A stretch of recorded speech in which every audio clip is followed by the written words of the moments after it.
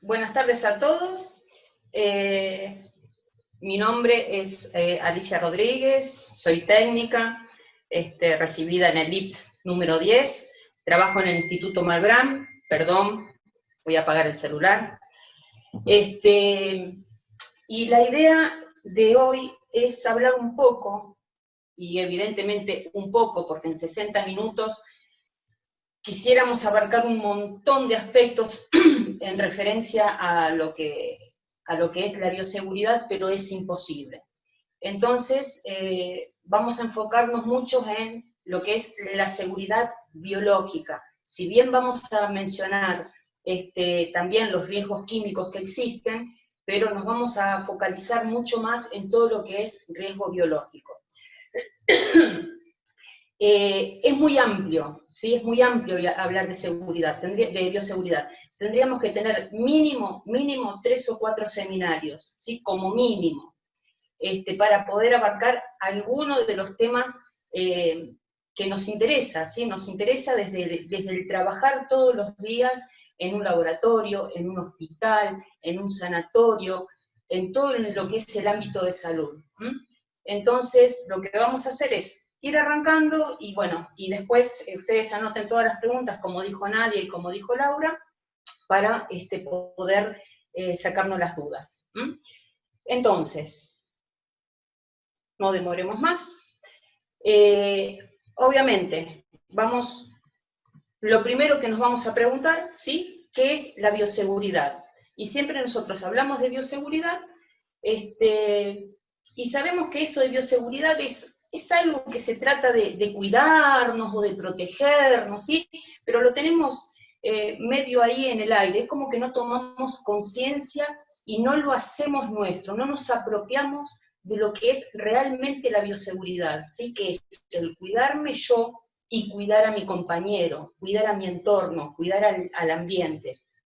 Entonces, primero vamos a tener que tomar conciencia de lo que significa ello.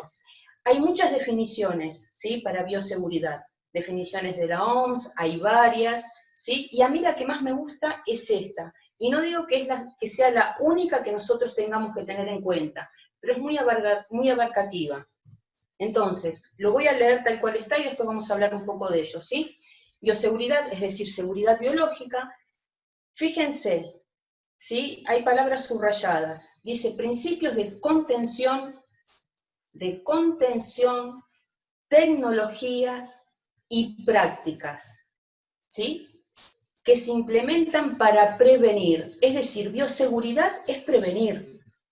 ¿Está? Tenemos que prevenir, porque no hay un riesgo cero, ¿sí? El riesgo cero no existe, el peligro cero no existe, siempre tenemos riesgos y tenemos peligros, si estamos sometidos a eso. Entonces, nunca llegamos a nivel cero, con lo cual tenemos que prevenir cualquier tipo de incidente o accidente, pero ¿cómo lo hacemos? Ese es el tema, ¿sí?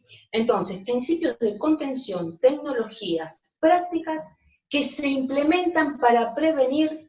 Ahora fíjense esto, ¿no? La exposición no intencional, porque no estamos hablando de bioterrorismo, estamos hablando de bioseguridad, para prevenir la exposición no intencional a agentes biológicos, ¿sí? O a su liberación accidental. ¿Cómo puede llegar a ocurrir esto? Bueno, más adelante lo vamos a ir viendo. Entonces, ¿qué se necesita para esto? Se necesita únicamente que yo me lea 10 manuales de bioseguridad y digo, esto es lo que tengo que hacer. No, no se necesita solamente, no es necesario solamente eso. Fíjense que hay unos engranajes, ¿sí? En las cuales intervienen muchas personas. Intervenimos nosotros, ¿sí? Como el agente que trabaja en ese lugar, en ese laboratorio, intervienen nuestros compañeros, ¿sí? Nuestro compañero del día a día, interviene también todo lo que es la parte gerencial, ¿sí? ¿Por qué? Porque nosotros vamos a necesitar elementos de protección personal, vamos a necesitar elementos para protegernos, que eso, vamos a necesitar guantes, desinfectantes, que eso no lo proveemos nosotros como trabajadores, lo tienen que proveer desde una dirección. ¿Está? Entonces, la bioseguridad, ¿es solamente para el que está manejando la muestra?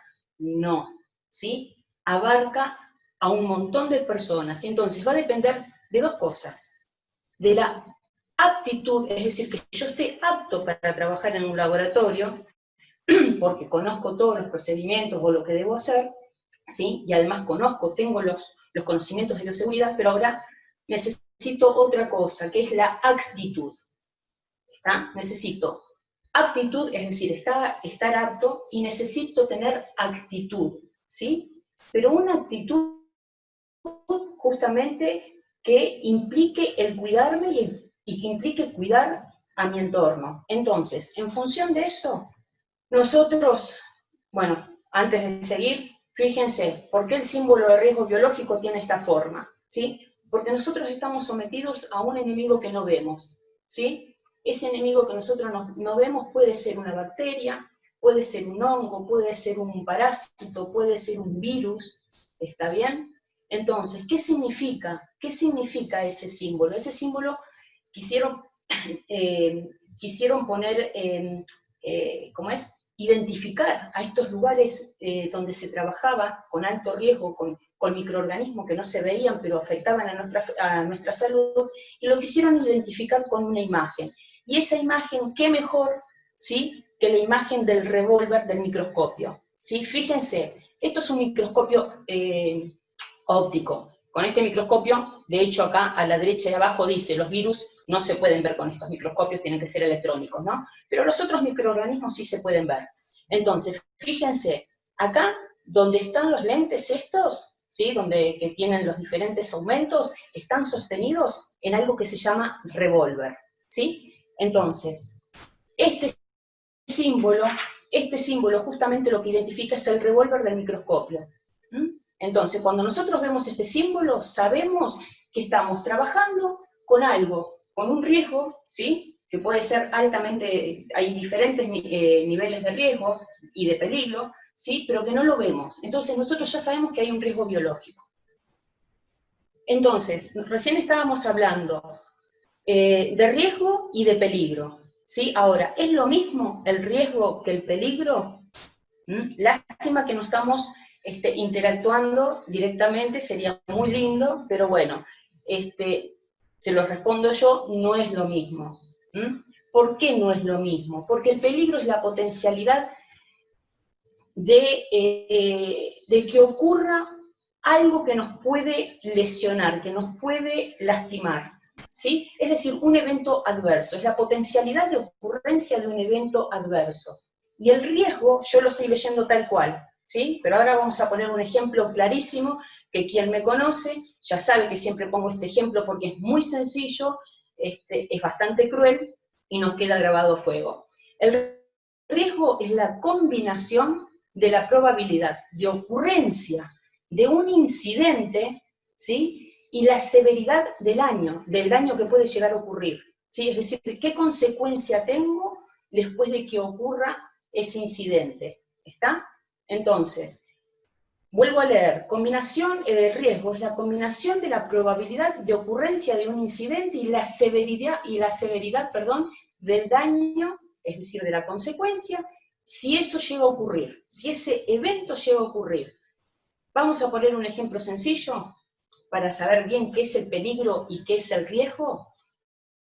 Bueno, el peligro, por ejemplo, un niño. Tenemos un niño de 2, 3 años. Vieron que siempre son inquietos los chicos y nosotros decimos, este chico es un peligro. ¿Por qué? Porque lo dejo solito, se trepa, se cae, se lastima, ¿sí? Se puede tirar agua caliente. Bueno, tenemos un niño de 3 años, ¿sí? Está el cuidado nuestro.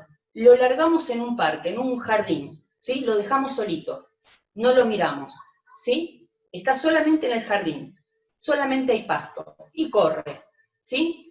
Ahora, ese nene, ¿quién es el peligro? El mismo nene, ¿sí?, que es travieso, se va a querer trepar, ¿sí? Vamos a suponer que se cae, ese chico se va a lastimar, ¿sí?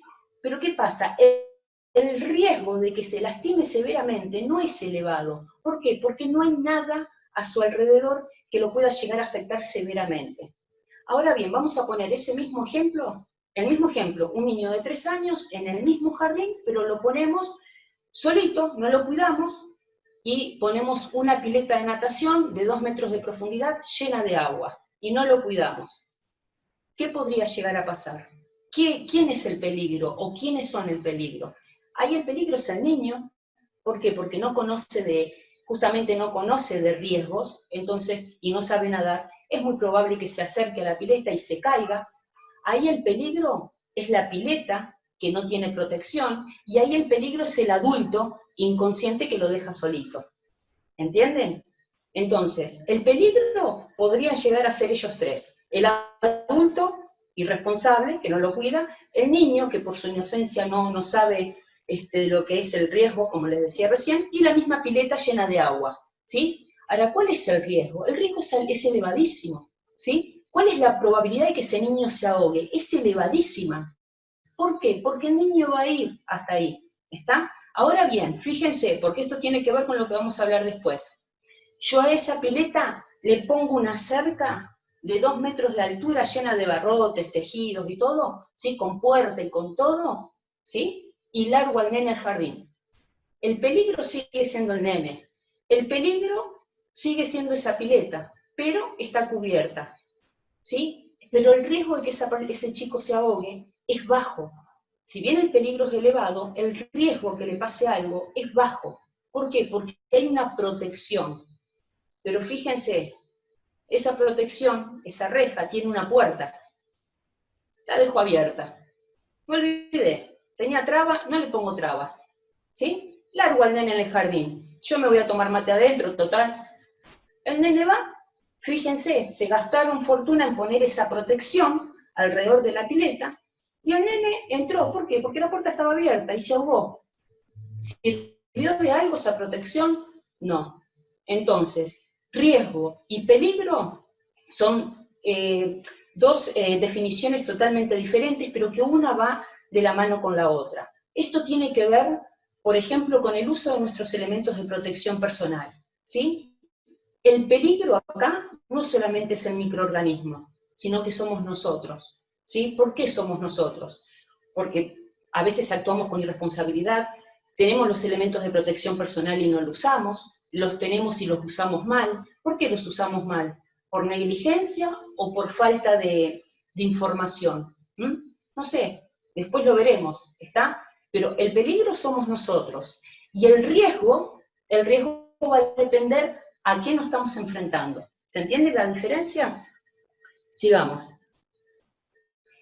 Esto lo vamos a mencionar por arriba nada más porque nos vamos a dedicar a lo que es el riesgo biológico, pero tampoco lo podemos dejar de lado porque van de la mano con el día a día en el laboratorio. Porque en el día a día en el laboratorio no es solamente con los microorganismos, ¿sí? Con las bacterias o con los virus, con las muestras biológicas, ¿sí? ¿Por qué? Porque nosotros tenemos que procesar esas muestras. Y para procesar esas muestras muchas veces necesitamos químicos, ¿está?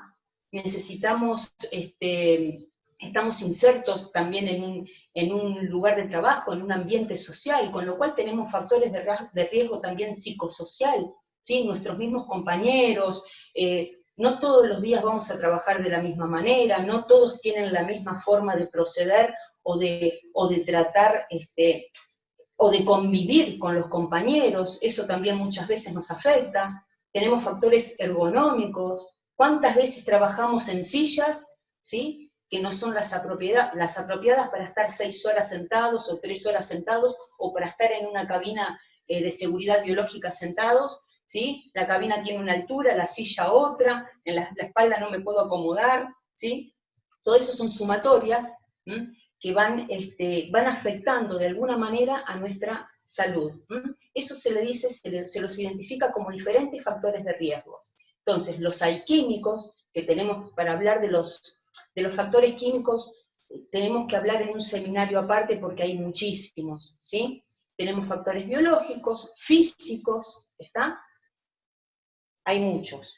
Entonces, ¿pero qué pasa? Hay diferentes tipos de riesgos. Los hay reversibles y los hay irreversibles, ¿sí? Los reversibles, bueno, son cuando nosotros cesamos esa exposición a ese factor de riesgo que nos hace daño, ¿sí? Sacamos ese factor de daño, ese factor de riesgo, y volvemos a recuperar, digamos, el estado de salud que teníamos al comienzo. Es reversible, ¿sí? Cambié la silla, no me duele más la espalda, cambié la silla. antes tenía una silla que me mataba, con los clavos para arriba, el respaldo que no me podía apoyar, bueno, ahora me compraron una silla nueva, a partir de ahora sí, yo voy a sentir una mejoría. Pero tenemos los irreversibles, ojo con eso, ¿sí? Yo lo voy a leer. Los irreversibles es que al discontinuar con la exposición al tóxico, que puede ser tóxico o cualquier otro tipo de riesgo, ¿no? No se recupera el estado de salud previo a la exposición. ¿Saben cuáles son estos casos? Por ejemplo, cuando estamos expuestos a químicos, ¿sí? En un laboratorio donde procesamos muestras biológicas, sobre todo cuando hacemos parasitológicos, tinciones, que trabajamos con soluciones con fenol, trabajamos con otro tipo de solventes cuando procesamos para los parasitológicos, ¿sí? Y todos los días estamos sometidos a esos vapores. No tenemos protección, o no tenemos la protección adecuada, ¿sí? Por ahí estamos trabajando con solventes y nos dan una máscara, un respirador N95, y eso no me sirve para trabajar con solventes, porque es para partículas, ¿sí? Y es más, a veces me dan un respirador, que ahora vamos a ver los tipos de respiradores que hay, un R95, ¿sí? Pero tampoco es suficiente para la cantidad de horas que yo tengo que estar expuesto. Entonces, todo eso hay que evaluarlo, ¿para qué? Para que en un futuro, cuando haya un técnico o alguien que trabaja en el laboratorio, si viene con un problema de salud, viene con una aplasia medular, o viene con, qué sé yo, un problema grave de salud, no tengamos que inferirlo, ¿sí? Porque a veces se dice que tal o cual problema de salud es idiopático, ¿sí? Idiopático significa que no se sabe su etiología.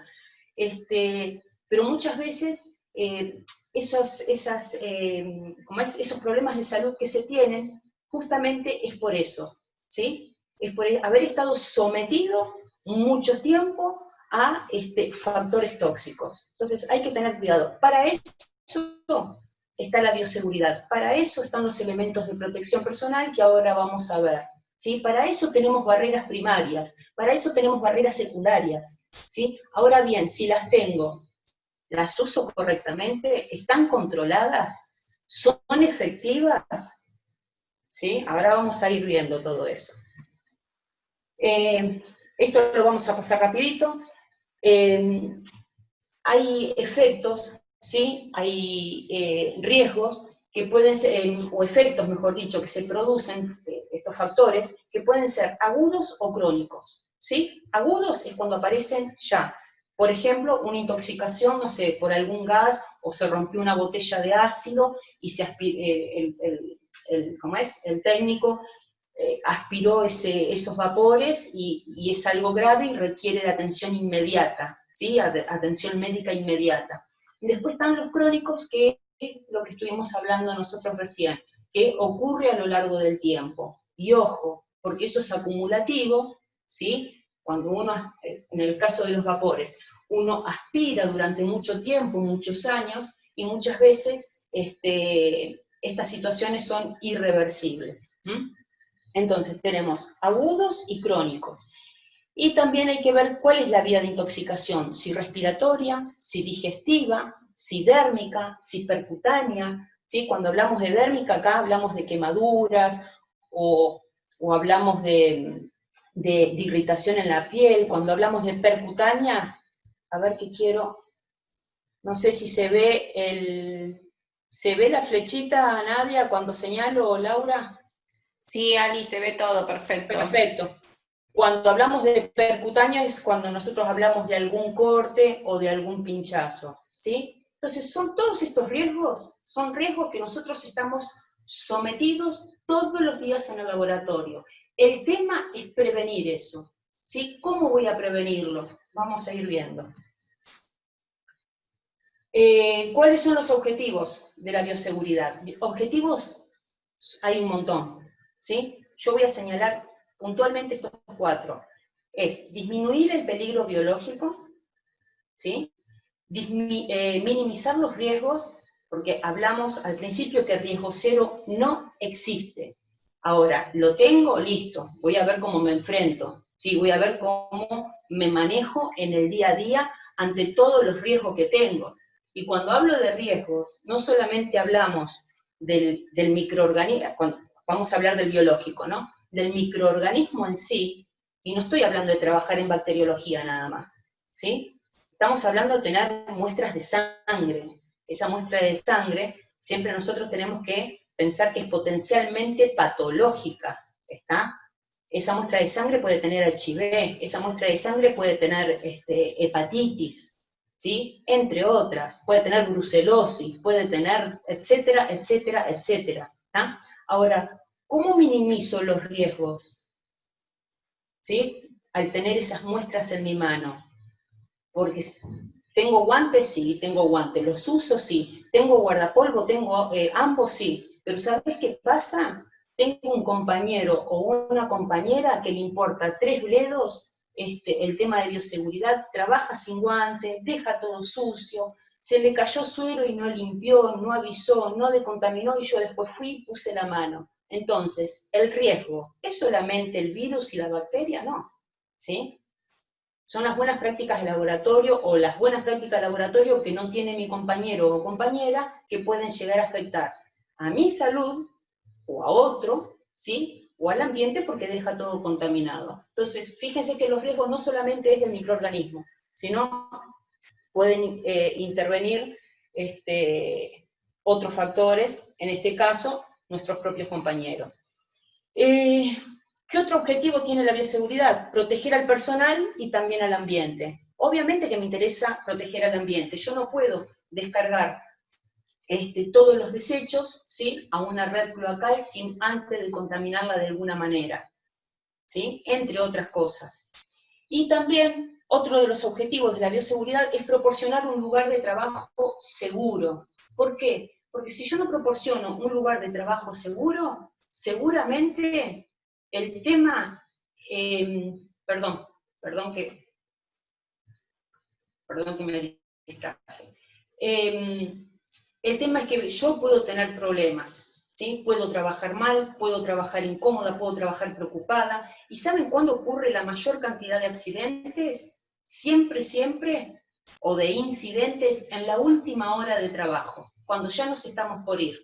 ¿Sí? Que tenemos que ir a buscar a nuestros hijos al jardín y no llegamos, sabemos que hay un piquete, sabemos que todavía no vino mi reemplazo, entonces yo estoy más con la cabeza en el ¿qué voy a hacer para llegar en tiempo y forma a buscar a mi hijo? O cómo voy a hacer para llegar al otro trabajo. Bueno, en esa última hora de trabajo, generalmente, o porque estamos más cansados, ¿sí? Generalmente ocurren la mayor cantidad de accidentes o incidentes. Entonces, hay que tener cuidado. Entonces, objetivos de la bioseguridad, disminuir el peligro biológico, después vamos a ver cómo, minimizar los riesgos, ¿sí? Es decir, capacitándonos, concientizando a la gente, tenemos que dejar por escrito cómo es el protocolo a seguir, ¿sí? Cómo tenemos que trabajar, proteger al personal y también al ambiente y proporcionar un lugar seguro de trabajo. Ahora, ¿existen barreras para todo esto? Sí, existen. Tenemos barreras primarias y secundarias. Las barreras primarias, y es muy fácil decirlo acá en un curso, es muy fácil ponerlo acá en un PowerPoint. Yo soy súper consciente que no en todos los lugares se trabaja de la misma manera. ¿Por qué? Porque falta capacitación en otros lugares, a veces sobra capacitación pero faltan recursos, a veces tenemos capacitación y recursos pero falta actitud, tenemos todo pero no lo usamos, es como la pileta esa que hablábamos, que tenía rejas y todo, y dejaron la puerta abierta, y el riesgo que era bajo pasó a ser elevado. Bueno, acá tenemos todos los elementos de protección personal, pero no los usamos, ¿sí? Entonces, es un peligro, es un riesgo elevado para poder contraer nosotros alguna enfermedad o hacer que nuestro compañero sufra un accidente, que eso se llama efecto colateral o accidente colateral, ¿sí? Eso suele pasar.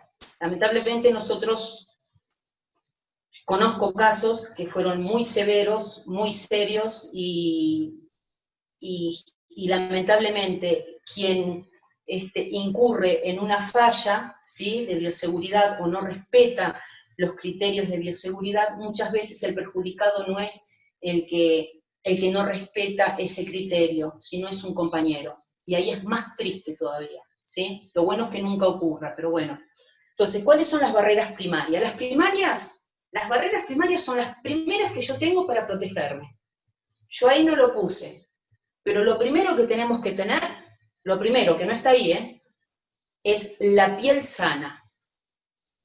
La piel sana. ¿Por qué? Porque yo puedo tener todo lo que está ahí, pero si mi piel no está sana, tengo una probabilidad muy elevada de que cualquier microorganismo ingrese a mi organismo, valga la redundancia.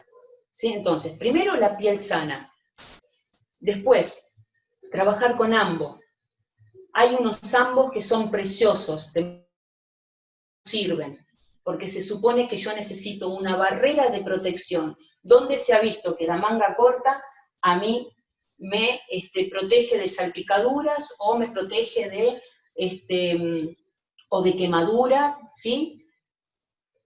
Ambos de manga corta no sirve, debe ser manga larga. Yo ahí no lo puse. El guardapolvo tiene que tener puño, ¿sí? Que me ajuste, un puño de elástico. ¿Por qué un puño? Porque cuando se trabaja con mechero y tenemos la manga, ¿sí?, que se cae, es decir, que es grande, que es ancha, nosotros trabajamos y estamos arrastrando, ¿sí?, con la manga arrastramos todo, inclusive podemos pasar por arriba del mechero, ¿sí?, y podemos quemarnos. Con lo cual, se pide, en los últimos años, el guardapolvo, uno de los requerimientos que tiene es que tenga puño elástico y que los botones sean a presión. ¿Por qué? Porque en el caso de incendio, ustedes no se van a estar, ¿sí?, desprendiendo botón por botón por botón. Lo ideal es que sean botón a presión. ¿Sí? Entonces uno se lo abre. Y otro requisito que sería lo ideal es que el guardapolvo sea de algodón, ¿sí?, y no de fibra sintética. ¿Por qué? Porque el algodón tarda más, en el caso que haya algún problema con fuego, tarda más en prenderse, ¿sí? Entonces, necesitamos ambos, guardapolvo, guantes descartables, calzado cerrado, llega el verano y estamos todos de chatitas, ¿sí? ¿Qué pasa si cae un cortopunzante? Cae de punta. ¿Qué pasa si se cae algo de vidrio? ¿Qué pasa si se rompe algo? O si se me cae una gota de ácido, que puede ocurrir, ¿sí? El calzado tiene que ser cerrado. Tenemos que tener protector ocular, ¿sí? Va a depender de lo que nosotros estemos haciendo en la mesada. Muchas veces necesitamos gafas y otras veces necesitamos antiparras, que ahora en la foto, en el PowerPoint que sigue, lo vamos a ver cuál es la diferencia entre uno y otro. Necesitamos muchas veces, tapones para los oídos, porque trabajamos en lugares que hay mucho ruido en el laboratorio, ¿sí? Cuando trabajamos en las cabinas de seguridad biológica, muchas veces ese ruido continuo durante muchas horas y todos los días nos termina perjudicando la audición. Entonces muchas veces necesitamos tapones auditivos. Y como equipos se necesitan, ahí dice CSB, cabina de seguridad biológica, repito, cabina de seguridad biológica, ¿sí?, que es para trabajar con microorganismos, ¿sí? Entonces, ¿para qué sirven esas cabinas? Para proteger al operador. Y además, depende del tipo de cabina, que ya algún día vamos a hablar en algún seminario de todas las cabinas que existen, depende de la cabina, algunas protegen al operador y protegen a la muestra, y además al ambiente. Ahora bien, yo tengo una cabina que me salió $300.000, ¿sí? Es la mejor, es la mejor. Si yo no la uso correctamente, seguramente me voy a contaminar, ¿está? Con lo cual, fíjense, riesgo y peligro. Acá el peligro, ¿quién sería en este caso? El operador, que no la use correctamente. ¿Existe otro peligro, además del operador? Y puede ser, el otro peligro es que, no sé, la cabina de seguridad biológica, el flujo de aire no funcione correctamente y no me proteja, ¿está? Entonces fíjense que siempre tenemos peligro y riesgo, ¿sí? siempre nosotros estamos incluidos en lo que es el peligro. ¿Por qué? Porque yo por ahí sé trabajar en la cabina o sé trabajar en la mesada. Ahora, todos los días yo voy a trabajar con mi cabeza tranquila, despejada, descansada. No, hay días que yo tengo más preocupaciones que otras y ese día seguramente, ¿sí?, voy a ser un peligro mayor para trabajar en ese lugar. ¿Por qué? Porque por ahí, por el agotamiento o lo que sea, puedo tener alguna falla. ¿Está? Entonces siempre tenemos que tener cuidado con eso. ¿Qué son las barreras secundarias? Las barreras secundarias, ¿saben qué son, chicos? Las barreras secundarias son las instalaciones, ¿sí? Todas instalaciones eléctricas, ventilación, luz, las cabinas ubicadas en el lugar que corresponde. ¿Por qué digo en el lugar que corresponde? Y porque si a mí me colocan una cabina de $500.000, cada vez aumento más, de $500.000, que no existe, creo que no sale eso, sale mucho menos, y yo la pongo acá, y atrás mío hay una ventana que yo la abro para que entre aire porque tengo calor, listo, el flujo de aire que debe tener esa cabina no lo va a tener. Primero porque va a entrar toda la mugre de afuera, y segundo que me va a cambiar la circulación de aire, y seguramente ese aire va a venir hacia mí y me va a contaminar, ¿sí? Me va a infectar. Entonces, esas barreras secundarias tienen que ver con las instalaciones, y esas instalaciones van a depender del tipo de microorganismo con el que yo estoy trabajando. No es lo mismo trabajar, ¿sí? No es lo mismo trabajar con, qué sé yo, a ver, cualquier microorganismo que tengo en el ambiente, ¿sí?, que trabajar con Mycobacterium tuberculosis, que trabajar con tuberculosis. No es lo mismo. Yo para trabajar con la bacteria que produce la tuberculosis, que es altamente infectiva, necesito una cabina de esas. Necesito buenas instalaciones. Necesito un operador capacitado. Ay, ¿cómo lo capacito? Y eso también tiene que ver con la bioseguridad, la capacitación continua. ¿Sí? Entonces, esas son las barreras secundarias. Nadia, decime cuánto tiempo me queda porque me estoy demorando. Acá estoy, Ali, ya te digo.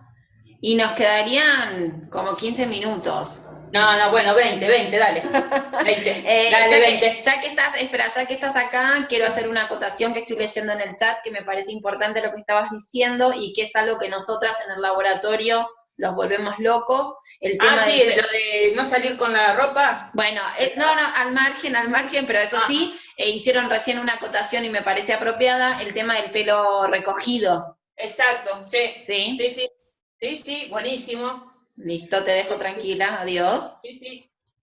No solamente el pelo recogido, bien ahí, sino que no podemos trabajar, y gracias por quien lo acotó, porque así me van dando letra y yo no me disperso.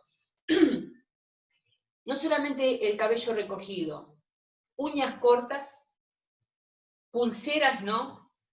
Hay gente que parece Mario Baracus, bueno, ¿saben quién es Mario Baracus? Aquellos que tienen mi edad. Aquellos que no lo tienen, era alguien que usaba muchos anillos y muchas cadenas, ¿sí? Entonces, no se pueden usar anillos, no se pueden usar pulseras. ¿Por qué? Porque es una fuente de contaminación.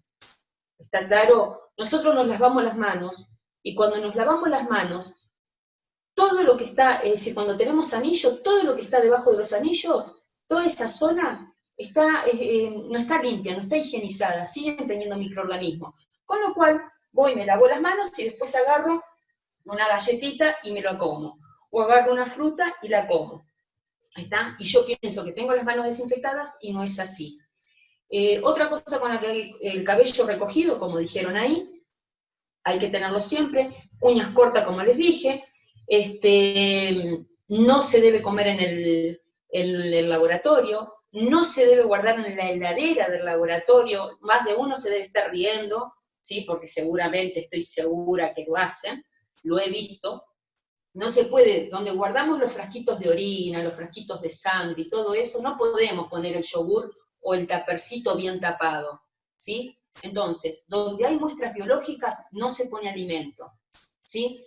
Lo ideal también sería, ustedes me van a decir, pero sos demasiado exigente, no lo digo yo, está escrito en el libro, ¿sí? En los manuales de la OMS. No hay que maquillarse. ¿Por qué? Porque si hay algún problema y tienen alguna salpicadura y se tienen que lavar los ojos porque se salpicaron con algo, con hipoclorito de sodio, con lo que sea, ¿qué pasa? Van a tener los ojos irritados, pero no por el hipoclorito de sodio, sino por todo el agua que se tienen que poner y todo el maquillaje que le va a entrar en los ojos. ¿Tá? Por esa razón, tampoco se puede estar maquillado. Entonces, ¿cuáles son los elementos de protección personal? Tenemos barbijo de tela, que ustedes, esto, bueno, ya lo conocemos por todo esto que estamos viviendo ahora en la pandemia. Respirador, ojo, esto es barbijo, chicos. Esto que está acá, barbijo de tela, a eso se le llama barbijo. Esto que tenemos acá, el respirador N95, el N99, el R95, a eso se le llama respirador. Obviamente todos le decimos barbijo N95, pero si vamos a hablar con propiedad, es respirador. ¿Cuál es la diferencia entre uno y otro? Fíjense, el N95 lo que hace es protegerme el 95% de las partículas que podrían llegar a ingresar, ¿sí? Este me protege del 99%, pero fíjense que tiene acá una válvula. Esa válvula lo que hace es al operador, ¿sí?, hacerlo sentir más cómodo, con lo cual puede exhalar, a él no le va a ingresar microorganismo, pero él sí puede exhalar y no se le empaña, por ejemplo, las antiparras o lo que sea. Ahora bien, si yo estoy adelante, o estoy sin barbijo, sin protección, sin respirador y sin barbijo, ¿sí?, y yo tengo a alguien que tiene esta máscara, ¿sí?, y exhala, y está contaminado, tiene COVID-19, o tiene no sé, otra patología, otra infección, es probable que no mucho, ¿sí?, no mucho, pero alguna partícula salga al exterior, ¿sí?, con lo cual, esto, no sé dónde tengo el cursor, acá, esto, ¿sí?, le va a servir, le va a proteger al 99% al que lo está usando, ¿sí?, pero al que está delante mejor que esté protegido, porque lo que va a alargar, lo que va a exhalar, alguna partícula podría llegar a estar en el ambiente, ¿está? Después tienen el respirador R95, que es con carbón activado, que eso es para partículas y además para vapores. ¿Sabe para qué sirve esto? Cuando uno está haciendo tinciones sin Nielsen, vieron que a veces hacemos muchas tinciones sin Nielsen, bueno, es con solución fenicada. El fenol es tóxico, ¿sí? Entonces, lo ideal es usar este tipo de respirador. Si ustedes usan este blanco, el blanco no sirve para los solventes, no sirve para los vapores. ¿Por qué? Porque retiene partículas. ¿Está? Después acá tienen guardapolvo, que era lo que yo les decía. Bueno, este creo que tiene botones comunes, lo ideal es botón a presión, que sea ajustado. Estos son los camisolines, esto lo había puesto para una charla para COVID, ¿sí?, porque es mucho lo que se está usando ahora en COVID. Cuando uno está expuesto, ¿sí?, que va a tomar muestras a un paciente o que sabe que ese paciente es COVID positivo, tiene que estar todo protegido. Protección ocular, cofia, protección, dependiendo de la tarea y en el lugar en el que esté el operador, el técnico en este caso, ¿no es cierto? Entonces, va a tener que tener sus elementos de protección personal, es decir, el ambo, ¿sí?, y además de eso, sobre su ambo y de manga larga, no de manga corta, el camisolín, ¿sí? Y con doble guante. ¿Por qué doble guante? Porque el primero no se saca y el segundo, que es el que va a estar en contacto con todas las superficies, es el que se va a cambiar. Y ojo cuando nos sacamos los guantes, ¿sí? Ojo cuando nos sacamos los guantes. Lástima que yo acá no tengo guantes, pero hay un video, que después se lo vamos a subir, Nadia, que muestra cómo hay que sacarse los guantes para no generar aerosoles y que nos contaminemos. ¿Está? Entonces, después tenemos gafas y tenemos antiparras. No es lo mismo gafas que antiparras. Las gafas son los lentes, ¿sí? Y las antiparras son las que se ajustan. ¿Está? Son las que se ajustan, las que tienen elásticos. Por ejemplo, estas que están acá. que generalmente hoy por hoy, con este tema del COVID-19, es lo que más nos protege. Y tiene que estar bien ajustado, ¿para qué? Para que no se empañe, ¿sí? Porque, ¿qué pasa? Con el barbijo y con la antiparra se empaña. Entonces, cuando está bien ajustado, no se empaña. Seguimos. Estas son las cabinas de seguridad biológica, ¿está? Estas son las cabinas de seguridad biológica. Esto también es un elemento, es una barrera primaria, pero esta barrera primaria necesita de una barrera secundaria. ¿Cuál es esa barrera secundaria? El lugar donde va a estar instalada, ¿está? Pero esto es una barrera primaria, que no en todos los lados, no en todos los laboratorios existe. Primero porque es caro, y segundo porque muchas veces no tienen las instalaciones eléctricas, ¿sí?, para poder utilizarlo. Podríamos hablar 2 horas de cabinas de seguridad biológica, porque no son todas iguales. Les prometo que va a ser un seminario aparte, ¿sí?, solamente de cabinas. Pero sepan que estas cabinas, por acá, fíjense que acá tiene como una rejilla, tiene agujeritos, y no se ve, pero acá en el techo tiene un filtro que se llama el filtro EPA, que es de alta eficiencia de filtración, ¿sí? El 99,9 de partículas filtran, ¿está? Entonces yo trabajo, no en la, fíjense esta, digamos, en la parte de la mesada, por así decirlo, ¿no? Cuando nosotros estamos trabajando, hay que trabajar en el medio. ¿Por qué en el medio? Porque si yo trabajo acá en la orilla, el flujo de aire que hay adentro, ¿sí?, el flujo de aire que hay adentro no es el suficiente para protegerme a mí o proteger el producto. Con lo cual, lo ideal es trabajar acá en el medio.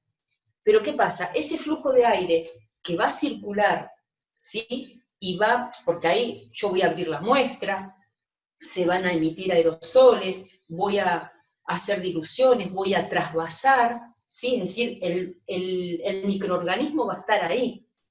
Pero ¿qué pasa? La circulación de aire lo que hace es que ese aire que sale, salga filtrado, gracias a esos filtros EPA que salen fortuna. Y yo pongo énfasis en esto, ¿por qué?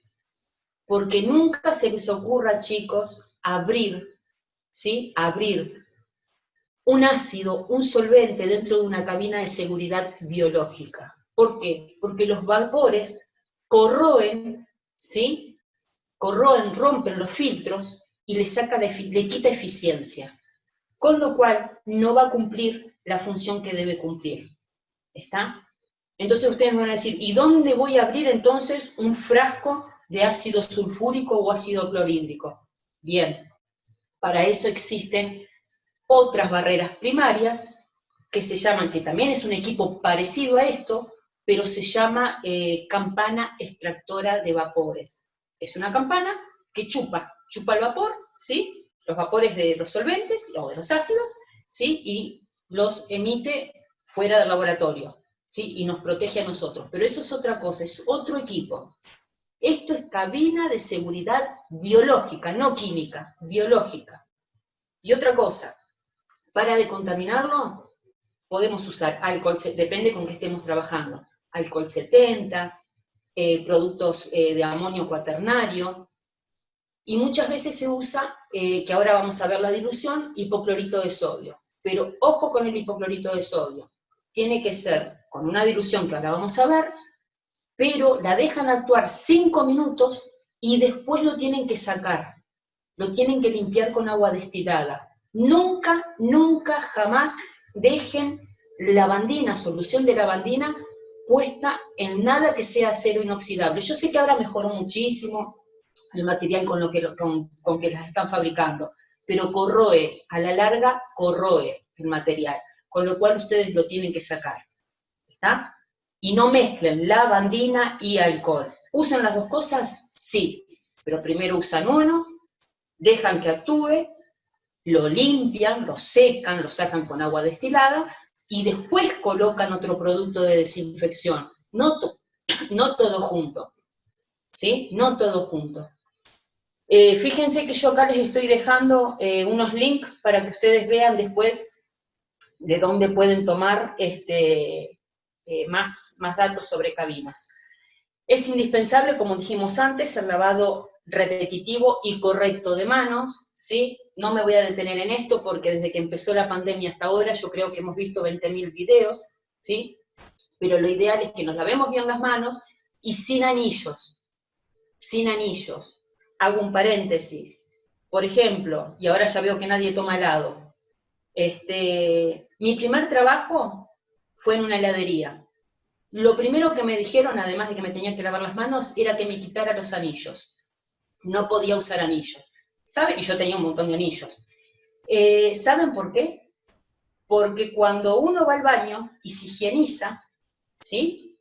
Es decir, va al baño, hace las deposiciones que tenga que hacer, como dicen los chicos, el 1 y el 2 o lo que sea, se higieniza, ¿sí? Después va y se lava las manos, debajo del anillo, ¿sí? Quedan las bacterias, quedan los microorganismos, y puede quedar algo que se llama Escherichia coli, ¿sí? Que es una bacteria. ¿Y qué pasa? Cuando servimos el helado, que tenemos la mano, la pala en el helado, muchas veces tocamos el helado y nosotros servimos y se contamina. Entonces a nosotros no nos dejaban usar anillos, ¿sí? Por ese motivo, porque muchas veces se contaminaban y la gente por ahí tenía, no sé, se enfermaba, se descomponía, tenía diarrea, y era que los que vendían el helado, los que servían el helado, tenían las manos sucias. Bueno, esto tiene que ver con las ETAs, ¿sí? Con las enfermedades de transmisión alimentaria. No voy a detenerme en esto, pero ojo, ojo a la hora de usar anillos, ¿sí? Siempre. Seguimos. Fíjense, esto lo puse a propósito. ¿Por qué lo puse a propósito? Porque esta soy yo, y como hay algo que está mal, fíjense, el respirador R95 es el ideal para trabajar con un solvente, pero este guante que yo me puse a propósito no es el ideal, ¿sí? Porque tendría que ser por lo menos guantes de nitrilo, porque si a mí se me llega a caer ácido o lo que sea, me perfora este guante, lo perfora, ¿está? Entonces, ojo cuando manipulamos químicos. Y otra cosa, acostúmbrense que cada vez que en el laboratorio ustedes trabajan con algún químico, lo primero que hacen es ir a Google, ¿sí? A una buena página y buscar la ficha de, ¿cómo se llama? La ficha de seguridad. ¿Qué son las fichas de seguridad? Yo pongo ficha de seguridad del ácido clorhídrico y ahí me da todas las propiedades y qué debo hacer en caso de derrame. ¿Está? Pero eso yo lo tengo que leer antes de que yo tenga un incidente, ¿sí? Entonces, eso también es bioseguridad, informarme, tener todo al día, leer y decirle a mis compañeros, mirá, esto está acá, ¿sí? Y lo tenemos que saber por si llega a suceder algo. ¿Y qué hago en el caso de derrame químico? ¿Sí? ¿Cómo lo junto? Bueno, eso lo tengo que saber antes de que se rompa, ¿sí? Esto va a ser otro seminario cuando hagamos de químicos. Tenemos bolsas rojas, bolsas amarillas y bolsas negras. ¿Para qué son las bolsas rojas? Ya sabemos, ¿sí? Pero lo vamos a decir, es para descartar todo lo que tenga que ver con productos biológicos. ¿Sí? ¿Qué son productos biológicos? Todo lo que salga de nuestro cuerpo, ¿está? O quizás estoy trabajando con alguna muestra, con algún cultivo o lo que sea, ¿sí? Y muchas veces no la muestra, no la placa, porque ahora vamos a ver qué procedimiento hay que utilizar, pero limpiamos la mesada, que estaba contaminada, y ese algodón no lo voy a tirar en la bolsa negra, no lo voy a tirar en la bolsa amarilla, lo voy a tirar en la bolsa roja, porque yo supongo, infiero, que como trabajé con bacterias, ese algodón que está con alcohol 70 o con lavandina, con hipoclorito de sodio, está contaminado. Entonces, lo voy a tirar, lo voy a descartar, lo voy a eliminar en la bolsa roja. ¿Está? Ahora bien, ¿siempre tengo que tirar todo en la bolsa roja así porque sí? No. Lo que se hace cuando nosotros trabajamos, aquellos que trabajan en microbiología, ¿sí? Que trabajan con placas que tienen crecimiento, lo primero que tienen que hacer para bajar el riesgo biológico, para bajar el peligro, ¿sí? Lo que hay que hacer es decontaminar esas placas. No es que voy a abrir la placa y le voy a tirar alcohol y la voy a cerrar. La llevo a autoclavar, que lo decontamine, y esa bolsa autoclavada, que tiene placas que ya no sirven, ¿sí? decontaminadas, esa bolsa ahí, recién ahí, la voy a tirar, la voy a descartar en la bolsa roja. Yo tengo que minimizar los riesgos. Y aquellos elementos, aquel material de vidrio que es reutilizable y tiene un cultivo positivo, yo no se lo puedo poner en una bolsa o en una urna y dárselo a mi compañera para que lo limpie. Está bien, ella está para lavar el material, pero no se lo puedo dar así. Primero lo que tengo que hacer es decontaminarlo. ¿Sí? ¿Cómo lo voy a decontaminar? Y bueno, según las hojas de seguridad, según los protocolos que yo tengo, manual de procedimiento que tengo en mi laboratorio, dice que para micobacterias yo tengo que decontaminar esa muestra con hipoclorito de sodio. Lo dejo actuar, qué sé yo, un día. Lo puedo dejar un día. ¿Lo quieren dejar 3 horas? Lo dejan 3 horas. Una vez que todas esas muestras de material reutilizable, estoy hablando, ya están decontaminadas, recién ahí yo se la voy a dar a ella. ¿Está? Use micobacterias, que en realidad, ojo, en realidad cuando hablamos de micobacterias o de ese tipo de microorganismos, tiene que ser autoclavado primero. ¿Pero por qué dije esto? Porque no en todos los lugares tienen un autoclave para eso. ¿Sí? Lo ideal, lo correcto es el material se lleva a decontaminar a un autoclave, ¿sí? Se baja, es más, se elimina, no se baja, se elimina esa viabilidad del microorganismo y eso se lo damos a nuestro compañero para que lo lave, o nuestra compañera. Muchas veces se trabaja con microorganismos muchos más inocuos, ¿sí? Y entonces lo que se hace es ponerlo en soluciones fenoladas, ¿sí? Con fenol. Eso va a depender del protocolo que utilice cada laboratorio, que tiene, y está escrito eso en manuales del CDC, ¿sí? No es que lo digamos nosotros, ya están escritos, hay que respetarlos, ¿sí? ¿Para qué son las bolsas amarillas? Para los químicos. Tengo una botella, se me cayó una botella, se me derramó el químico, entonces yo tengo, gracias a Dios, tengo todos mis elementos de protección personal, recojo ese mucho o poco elemento químico que tengo, ¿sí? Con paños y con, que ya lo vamos a hablar en otro seminario, con piedritas, ¿sí? Porque se utilizan piedras absorbentes para los químicos, y con una pala, ¿sí? Lo tiro en una bolsa amarilla. La bolsa amarilla es sinónimo de residuos químicos, ¿sí? ¿Solamente bolsa amarilla existe? No. También se utilizan bidones, ¿está? Y esos bidones, además de estar rotulados, igual que las bolsas rojas, van en cajas, ¿sí? Muchas veces van dentro de las cajas también. ¿Qué pasa? Una cosa es lo que yo digo acá, otra cosa es la realidad que nosotros vivimos en los laboratorios. Muchas veces no tenemos precinto, no vamos a pretender entonces que tengamos bolsa roja y cajas para residuos patogénicos, ¿está? Entonces, si vamos a vivir el ideal es una caja de cartón, adentro una bolsa roja, en la bolsa roja descartamos, cerramos con precinto, cerramos la caja de cartón, que ya viene para eso, y además esa caja de cartón va en otra bolsa roja con precinto y con etiqueta. Eso sería lo ideal. No es la realidad que vivimos todos. Entonces, mínimamente, ¿qué tenemos que saber? Que biológicos en bolsa roja, químicos en bolsa amarilla, ¿sí? Que después vamos a hablar de los químicos cuando hagamos el seminario para químicos. Y las bolsas negras para residuos comunes. Ahora bien, yo saco sangre, tengo la jeringa, cargo los tubos, yo puedo tirar esa aguja en una bolsa roja, si es un biológico lo que tiene adentro. No, todo lo que sea cortopunzante, ¿sí? Fíjense, todo lo que sea cortopunzante tiene que ir siempre en un envase rígido, ¿sí? Y se llena nada más que hasta las 3/4 partes. Y lástima que yo no tengo acá un descartador, porque muchas veces los descartadores son grandes y tienen boca ancha y no tienen mejor idea que cuando agarran hagan de cuenta que este es el descartador, y acá está el borde, ¿no?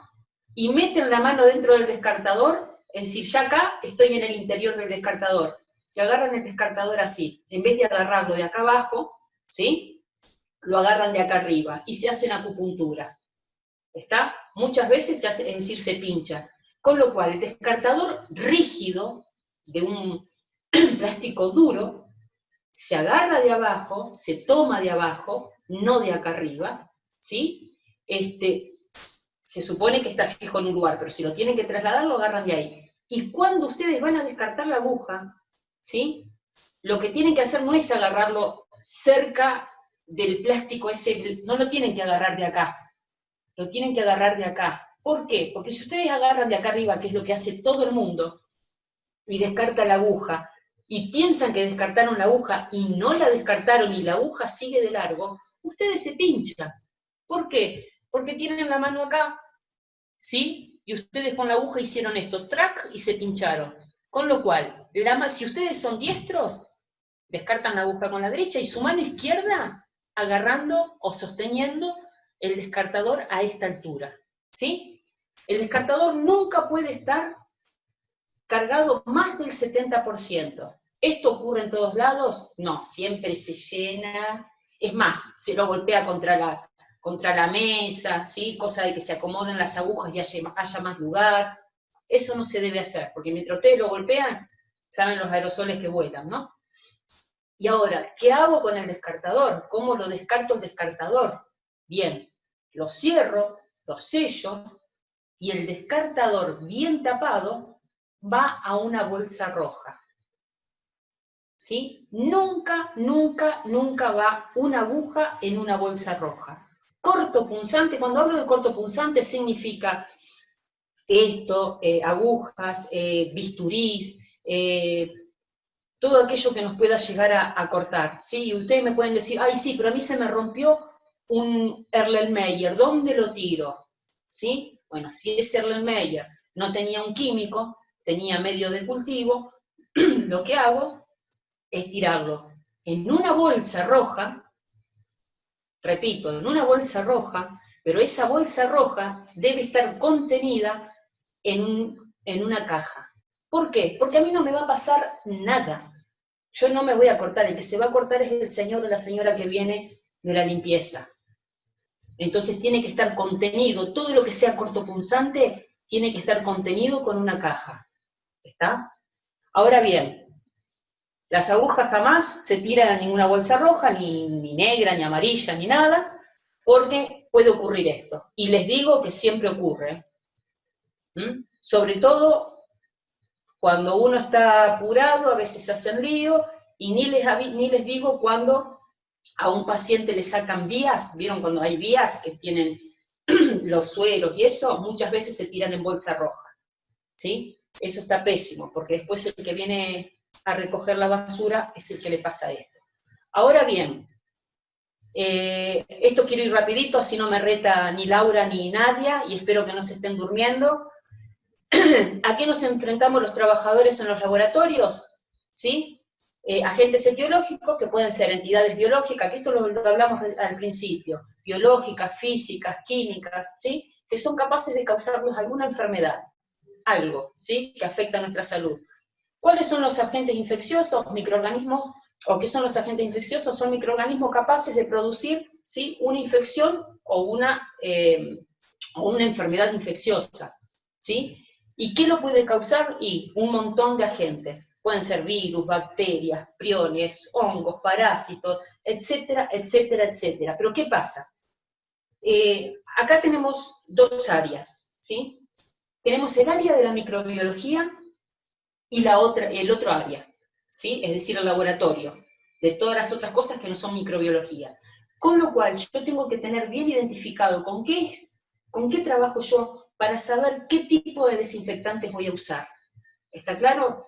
No siempre, lo que más se utiliza es la lavandina, ¿sí? Pero gracias a Dios, dentro de todo lo feo que nos estuvo pasando y nos está pasando con esta pandemia, muchos se han dado cuenta que la lavandina o el hipoclorito de sodio ahora vienen muchas concentraciones, en diferentes concentraciones. La típica, no te aumento el precio, el litro te lo sigo vendiendo a 100 pesos, pero ¿qué pasa? Te pongo menos cloroactivo. Con lo cual ahora tenemos lavandina desde hace un tiempo, con 25 gramos gramos por litro de concentración, con 55, con 40, pero ¿qué pasa? A mí lo primero que me dicen cuando voy al laboratorio, Alicia, preparame una solución al 10% de hipoclorito de sodio, así desinfectamos todo. Bien, una solución al 10%, pero ¿de qué concentración de cloroactivo? ¿De 25? ¿De 55? Ah, qué sé yo. Si viene en un bidón que compran a granel, un bidón así grandote, no sé qué concentración tiene. ¿Sí? Entonces, ese es un tema. Tenemos que saber cuál es la concentración y lo mejor que hay es trabajar en partes por millón, que ahora vamos a ver una cuenta re sencilla. ¿Sí? No preparar la lavandina al 10%, al 5%, partes por millón. ¿Sí? Ahora vamos a ver de qué se trata eso. ¿Podemos combatir todo este bicherío? Sí, se puede. ¿Sí? O con alcohol, o con productos cuaternarios, de amonio cuaternario, o con hipoclorito, va a depender con qué estemos trabajando, se puede. Los procedimientos son diferentes, ¿sí? Yo quiero bajar, o quiero eliminar, ¿sí? A mí me interesa eliminar los microorganismos, pero, a ver, no siempre se pueden eliminar, ¿sí? Tenemos diferentes métodos, limpieza, desinfección y esterilización, que suena parecido, pero no es igual, ¿sí? No vamos a leerlo todo, pero ¿qué es la limpieza? Es lo que hacemos en casa. Es un proceso de separación, ¿sí? Por medios mecánicos. Medios mecánicos significa que limpio con una rejilla, limpio con un trapo, limpio con un algodón, arrastro, saco, disminuyo esa carga microbiana que tengo, ¿sí? Pero a través de algo mecánico, ¿sí? Lo saco, lo arrastro, como cuando me lavo las manos, ¿sí? Utilizo un jabón que es el desinfectante, pero también la parte mecánica, el medio mecánico, que es el frotarme las manos, ¿está? Entonces la limpieza es eso. La desinfección, ¿qué es la desinfección?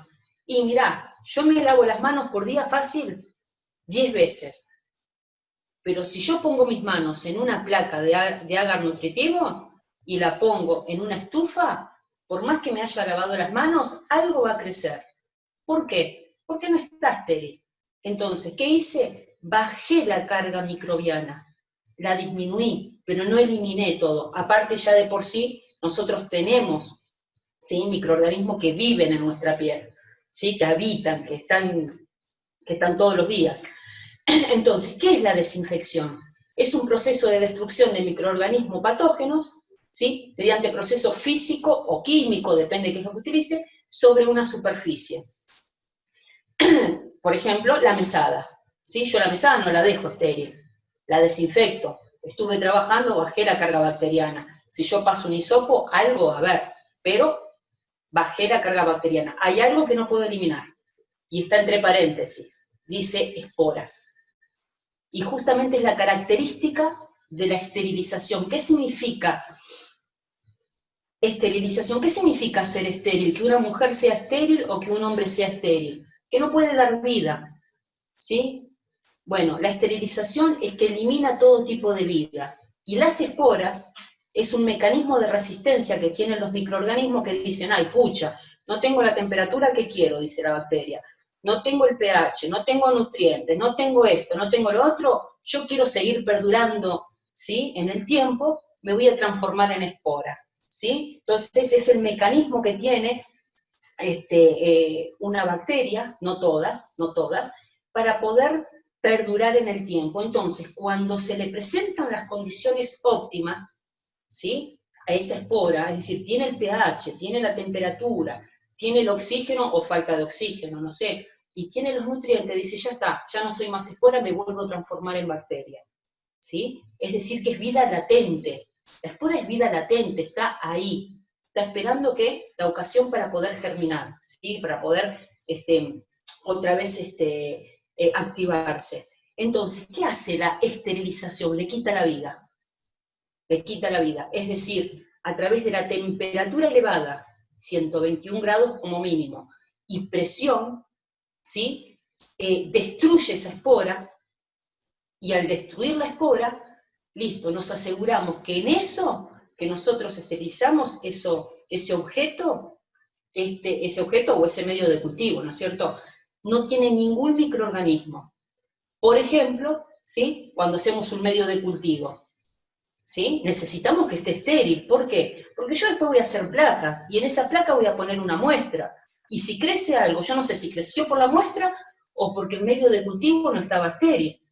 Entonces, yo ese medio de cultivo necesito sacarle todo tipo, porque mientras yo lo estuve cocinando al medio de cultivo, lo estuve haciendo, ¿sí?, se contaminó con todo lo que había en el ambiente. Lo tuve que llevar a ese medio de cultivo a un autoclave, ¿sí?, para esterilizarlo, eliminarle todos los microorganismos que tenía, y después en un lugar seguro, en una cabina, por ejemplo, en un flujo laminar, plaqueo. Y esas placas están estériles, y ahí yo puedo hacer todos mis cultivos, y me aseguro, ¿sí?, que eso no tenía ni siquiera esporas, las eliminé. Esa es la gran diferencia, ¿sí? Cuando ustedes me pregunten, eso es pregunta de examen, ¿qué diferencia hay entre desinfección y esterilización? Es que en la esterilización se elimina todo tipo de microorganismo, inclusive las esporas. ¿Está? Seguimos. Y rapidito y ya terminamos, Nadia. Ahí tenemos diferentes desinfectantes, ¿sí? Tenemos antisépticos, ojo, porque hay algunos desinfectantes, ustedes dicen, ¿por qué no nos pasamos nosotros lavandina? ¿Sí? Y ojo con lo que uno dice, porque ya veo que, como no sé quién dijo en la tele que había que tomar dióxido de cloro. ¿Por qué yo no me desinfecto con lavandina? ¿Sí? La piel, ¿por qué? Porque me destruye todos los tejidos. Entonces, para cada lugar o para cada situación hay un desinfectante o un antiséptico adecuado. ¿Sí? Cuando hablamos de superficies, hablamos de los productos cuaternarios, de amonio cuaternario, hablamos de hipoclorito de sodio, ¿sí? Pero ahora cuando hablamos de desinfectarnos la piel, hablamos de jabones especiales, hablamos de alcohol, ¿sí? Y podemos hablar de otros antisépticos, pero ojo con esto, ¿sí? Ojo con esto. Esto yo se los voy a dejar, no lo vamos a ver ahora porque no era tema para hoy, pero sí quiero que ustedes lo tengan, que es cómo nos debemos proteger ante las infecciones, ante el COVID-19. Más de uno me debe estar diciendo, pero todos estamos trabajando hoy por hoy en COVID-19, ¿sí? Tendrías que explayarte más en esto. El tema es que bioseguridad, ¿sí? Como les dije, mínimo lo tenemos que ver en 3 o 4 charlas, o en una charla de 5 horas, que no es viable, ¿sí? Entonces, lo que yo les puedo decir, que para que nosotros, y ya muchos lo deben saber, ¿sí? Porque esto ya empezó en marzo, y ya me imagino que más de uno habrá visto videos, habrá visto cursos, charlas, ¿sí? Respecto a esto. Lo que tenemos que saber es, ¿tengo el elemento de protección personal? ¿Cómo lo debo conservar? ¿Sí? ¿Cuánto tiempo dura? ¿Y cómo lo debo utilizar? ¿Cómo me lo debo sacar? El problema es cómo me debo sacar los elementos de protección personal, porque cuando me los pongo, listo, está todo bien. El tema es cuando me los saco, ¿qué saco primero para no contaminarme? Recuerden que siempre utilizamos 2 guantes, ¿sí? Porque justamente el primero es el que está más contaminado, ¿sí? Entonces, tenemos que tener mucho cuidado cuando nos sacamos los elementos, cuando nos sacamos los guantes, y en dónde, y dónde lo apoyamos. ¿Está? Si ustedes apoyan los elementos de protección personal en una superficie, esa superficie después la tienen que desinfectar. ¿Está? Los elementos de protección personal, y hablemos por ejemplo del barbijo, del respirador N95, ustedes rotulado con su nombre tienen que tener una bolsa, no lo pueden dejar en cualquier lugar, ¿sí? Y tiene que estar eso y nada más que eso, ¿sí? ¿Por qué? Porque seguramente que en la parte externa ya esté contaminado si ustedes estuvieron expuestos, con lo cual ustedes eso lo tienen que tener separado. ¿Sí? Y generalmente se sugiere que sean bolsas de papel. Se sugiere, no que es lo único que se puede utilizar. ¿Por qué? Porque no mantiene la humedad. ¿Está? Entonces, vamos a hablar de cómo se hace, y ya vamos cerrando, cómo se hace la solución de hipoclorito de sodio en partes por millón. ¿Sí? que es lo ideal para utilizarlo. Yo acá lo que les puse es que necesitamos cabinas de seguridad biológica, ¿sí?, como elemento de protección personal, para procesar las muestras de COVID-19. Lo ideal es eso. ¿Está en todos los laboratorios? No, no está. ¿Por qué? Porque ese recurso muchas veces no existe. ¿Y entonces qué uso? Listo, uso antiparras, sí o sí, no gafas, antiparras bien cerradas, uso N95, uso guantes, uso cofia y uso camisolín. Y todo cerca de un mechero. ¿Está? Pero protegerme tengo que proteger. Yo no puedo abrir una muestra y procesarla si no tengo protección. De hecho, no deberíamos hacer eso, tendríamos que trabajar en cabina. Pero, insisto, no es esta realidad la que está en todo el país. ¿Cómo decontamino el área de trabajo? Bueno, como les dije hace un ratito, fíjense acá abajo de todo, después de procesar las muestras, dice, descontamine la superficie de trabajo y el equipo con desinfectantes apropiados.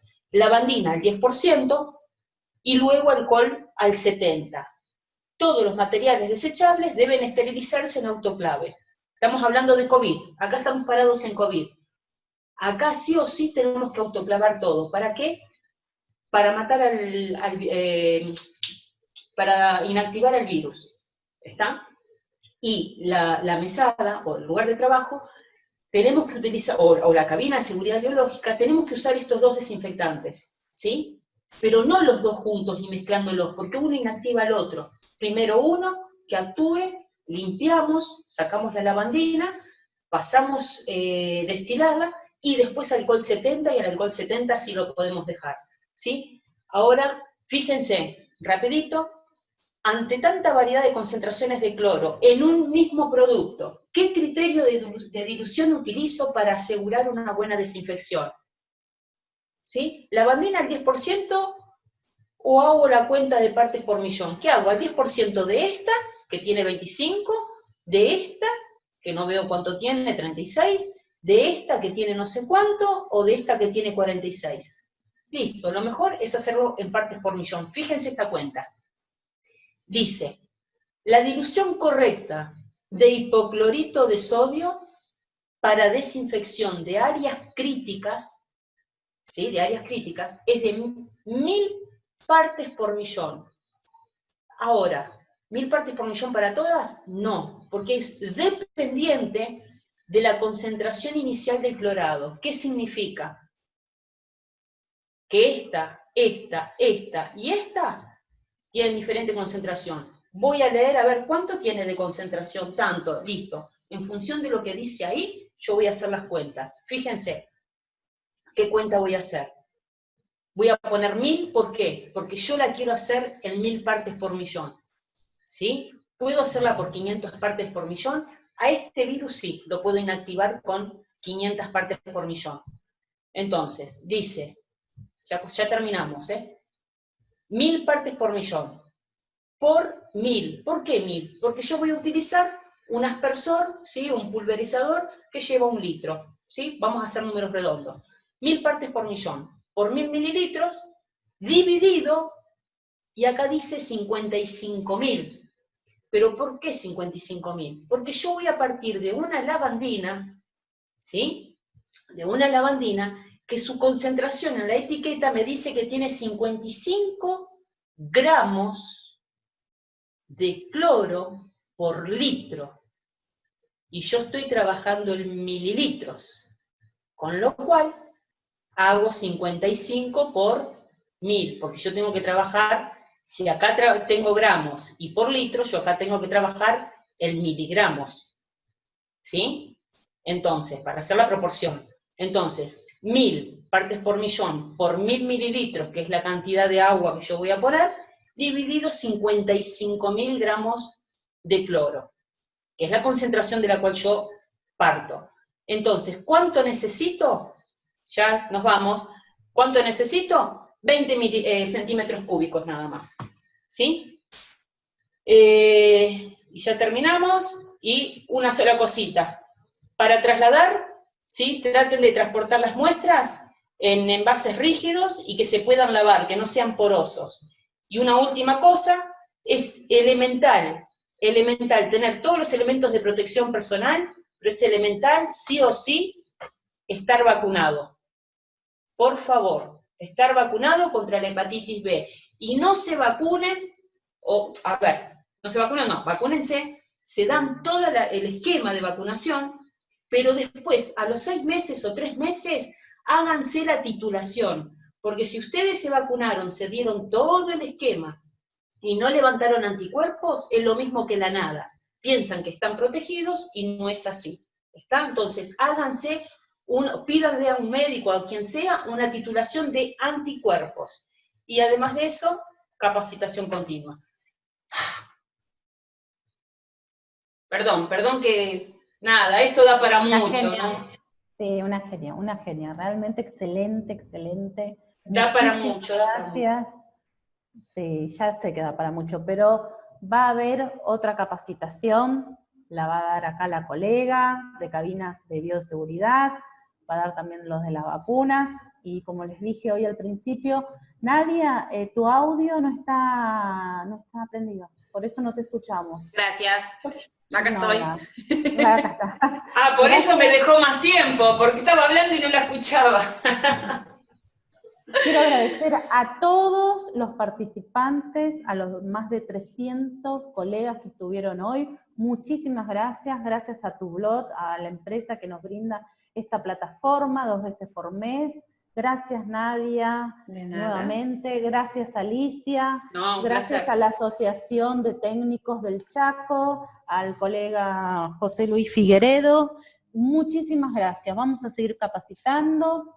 Vamos a seguir haciendo seminarios gratuitos 2 veces por mes, y bueno, vienen más cosas, vienen cursos de capacitación, así que bueno, todo esto se sube, el PowerPoint, como ya lo expliqué, se va a subir al grupo cerrado de Facebook, y este video se va a subir al canal de YouTube de la RNT Multimedia. Así que muchísimas gracias a todos, se entregan certificado de asistencia. Bien, sí, eso quería que les cuentes, se ¿no? Porque están preguntando. De asistencia, sí. Se saca, la empresa Tublón nos va a mandar un reporte, de ese reporte que es realmente muy bueno, nosotros sacamos los datos, y de ahí la colega Vanessa se va a encargar de enviar los certificados de asistencia. Exacto. Quiero hacer una aclaración, Ali, y que también, bueno, me des el visto bueno, porque muchos preguntaron con el tema del descarte de la Butterfly, y justamente es una de las tantas cosas que nosotros en Tublot hacemos hincapié, ¿sí? La Butterfly siempre en descartador rígido, y lo que tienen que tener mucho cuidado al momento de descartar la Butter es agarrarla de las aletas y meter primero, ¿sí? La parte que pincha con las aletas, y ahí soltar, porque que quede la cánula para arriba, no tirarla a la que te criaste. ¿Por qué? Porque la Butter, mariposa, ¿qué quiere hacer siempre? Salir desde del descartador, ¿sí? Entonces, ojo al momento del descarte, que la Butter quiere volar, ¿sí? Quiere salir. Entonces, siempre agarradita de las aletas y dejarla que caiga, no meter la mano adentro del descartador y dejar que caiga solita, ¿sí? Eso es una de las preguntas que vi por ahí. Después muchas preguntas pudimos ir respondiendo, y lo que le quería decir a los colegas que están del otro lado, que alguna duda que haya quedado, ¿sí? Pueden escribirle a Vanessa, que Vanessa se la va a trasladar a Alicia, y el mail, ya se los puse también, es rntsecretaria@gmail.com. Así, desde esa manera, le pueden llegar las preguntas a Alicia, ¿sí? Bueno, también chicas. Lo que vamos a hacer, sí. Les aclaro a los chicos que están todavía, los más de 300 colegas, los mails que tenemos ahora de esta capacitación, quédense tranquilo que le vamos a pasar, le voy a decir a Vanessa que les mande un mail a cada uno con el link del RNT Multimedia. Sí, por favor. YouTube, y con el link también del grupo cerrado de Facebook. Así perfecto. Pueden ver esto nuevamente, lo pueden adquirir. Así que quédense tranquilos. Muchas gracias. Perfecto. Alicia, si querés dejar de compartir el... Sí, perdón. No, doctora, está todo aceptable. A ver, pará. Sí. Eso es así. Ahí, perfecto. Bueno, chicas, una tarde más. Muchísimas gracias. Gracias a todos. Gracias a todos. Gracias a todos. Un abrazo enorme. Perdón si fui muy rápido, pero bueno. Perfecto. Chao, chicas, gracias por la invitación. Adiós. Chao, chao. Gracias a vos.